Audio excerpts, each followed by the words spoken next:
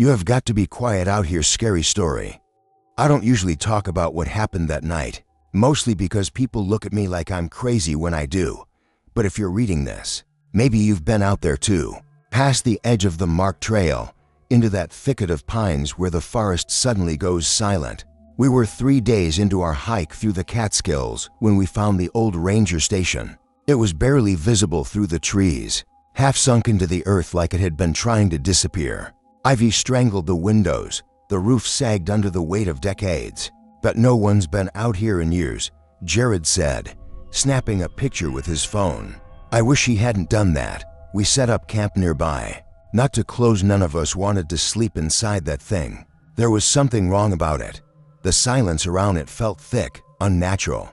That night, round 2 a.m., I woke to a sound that didn't belong, whispering, barely audible, like someone was standing just outside the tent, murmuring through the fabric. I held my breath. My heart was pounding so hard I thought it would give me away. Then I heard it again, clearer this time, a voice, raspy and low. You have got to be quiet out here. I sat up, shaking Jared awake. Did you hear that? I whispered. Hear what? He mumbled, still half asleep. Then it came again, closer. You have got to be quiet out here. This time, Jared heard it too. His eyes snapped open, wide with fear.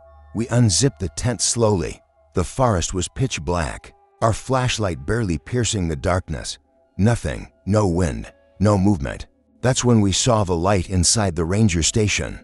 Just a flicker like a lantern being carried slowly through a hallway. Then the silhouette of a man passed in front of the window. There's someone in there, Jared whispered. No one's supposed to be out here, I said, throat dry. We should have left then, packed up and hiked through the night. But we didn't. We just watched the station until the light went out. In the morning, we investigated. The station was empty, dusty, rotting from the inside out.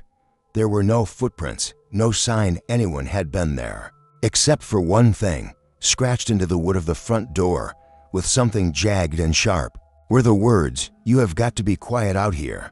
That night, it got worse.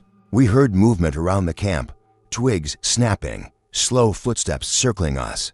We stayed awake, clutching knives we knew wouldn't do anything. Then, just before dawn, something pushed in the side of the tent hard, like a hand pressing down, feeling for us. Jared screamed. We ran. We didn't pack. We didn't look back. We sprinted through the dark, crashing through the trees until the forest started to sound normal again. Birds, insects, life. We never spoke of it after that. Not really. But a few months ago, Jared called me in the middle of the night, said he'd gone back. Why would you do that? I asked, horrified. I needed to know. He said, but it's not there anymore. The station, it's gone. I didn't hear from him again. I've looked for him, but nothing turns up. No missing person report. No activity on his phone. Like he never existed. But sometimes when the night is very still, I hear it again, just a whisper behind the wind. You have got to be quiet out here.